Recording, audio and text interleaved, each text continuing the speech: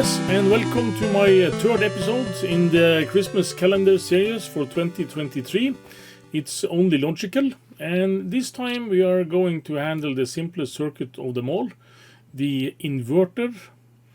And the inverter is actually used as a prefix or suffix to a lot of other gates to make other combinations of logic, and as we will see in tomorrow's video that it can be redundant as such, but it's a really important concept to grasp, and we are also going to touch into some points about delays and other stuff. So let's just get going with that. Hope you enjoy the content. Yes, and then we're running for the third episode in my Christmas calendar series, December. And today we are going to look on something that should be really simple, and that's the inverter. And the most basic symbol of the inverter is this. We have an A and we have an F. And this is a circuit that is very much used anywhere and in special forms. In the Commodore world they have a lot of 7406s, that's Hex inverters with open collector output. I'm going to handle open collector output in another video where we are going to go into detail on that. But the truth table on this one is really simple, as we have only one input and one output, and we have an A and we have a Y. And when this is 0, this is 1, and when this is 1, this is 0. And it can also be stated that A is the same as Y inverted. And that dot on top of that is meaning inverted. And you normally say it like A is not Y. So the line over the Y should really not be inverted, but not. That's the most common term. And that you can see on a lot of input. In some cases you have reset on the 6510. It's like that, and you have a line over that like this. That means that this is active low. So this is reset inverted, and that means that it's resetting when you're putting this low. And again, if we take this as see this in a timeline,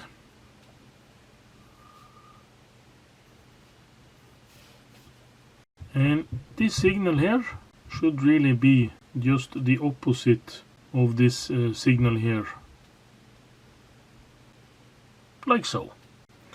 So this should be the perfect inverter circuit like that.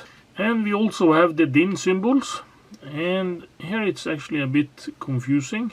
The symbol is a 1, and you have an A here, and you have the normal F, that is the output here. Oh, I've stated F here. This should be a Y, and of course this should be a F, and this one is the symbol that is used, but I've also seen this used in some literature, and that is also an inverter. They have taken this symbol and they used the round suffix that you have on these ones.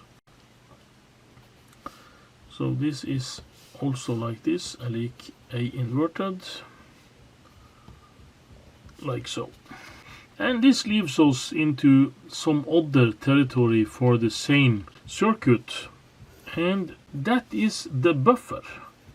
A buffer you can use in digital circuits to have more fan out. That means if you have a circuit here that cannot drive, let's say you are going to drive a LED, or you are going to drive, maybe say you're going to drive 20 other chips from one output.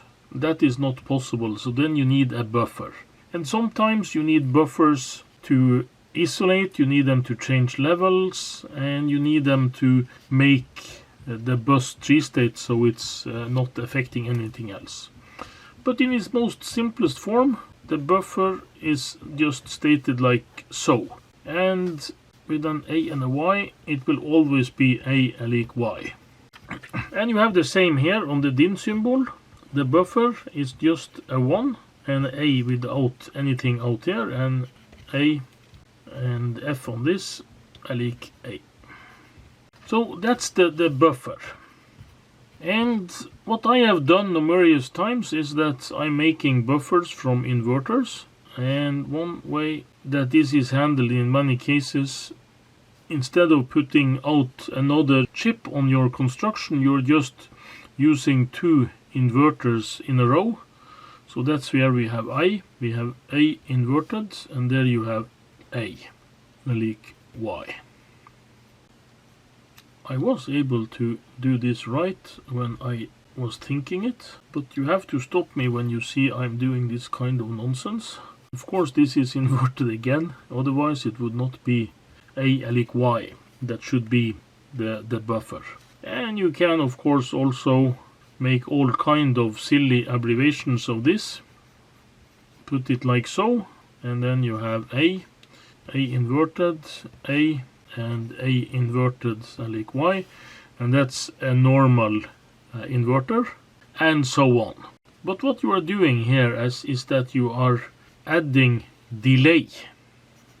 Even though you can say that this is going by the speed of light, it really isn't, and you do always have some rise and fall times when things are shifting from high to low and low to high. But that's also the topic of a separate episode.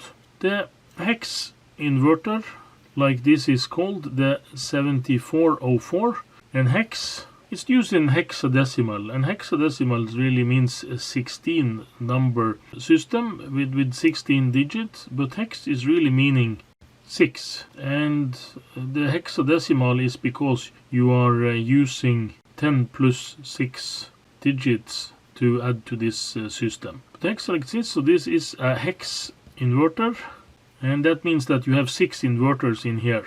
And I'm going to quickly draw the dinosaur teeth here. This is the same as the others. And then you have here, you have like so.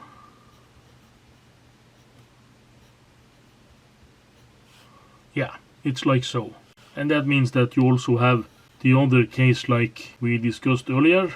Yeah, let's make this 7.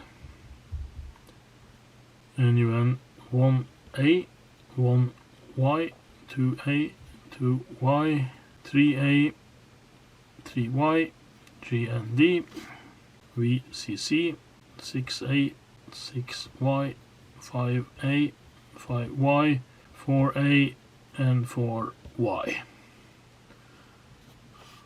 So this is basically the hex inverter like we are going to use it.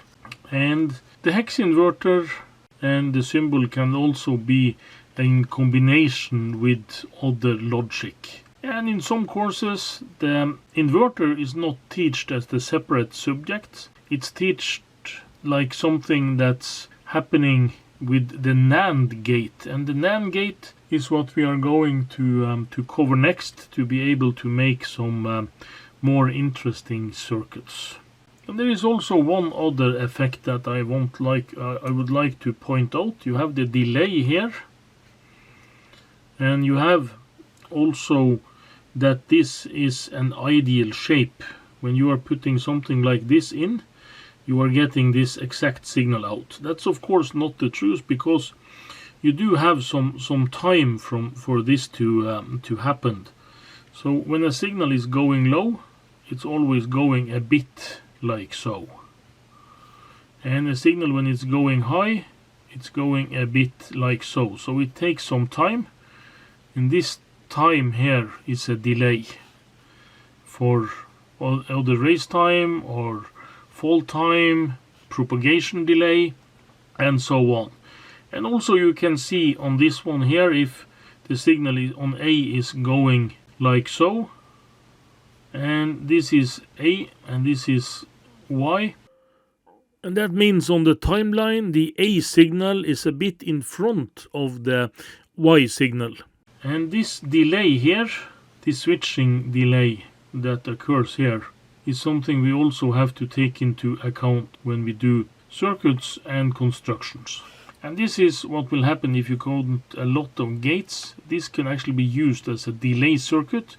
If you want to delay something some milliseconds, you can actually connect all the gates in a hex gate together and you will get a delay.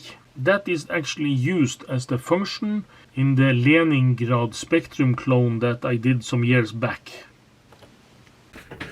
Yes, and this was my third episode in my Christmas calendar 2023 series. It's only logical.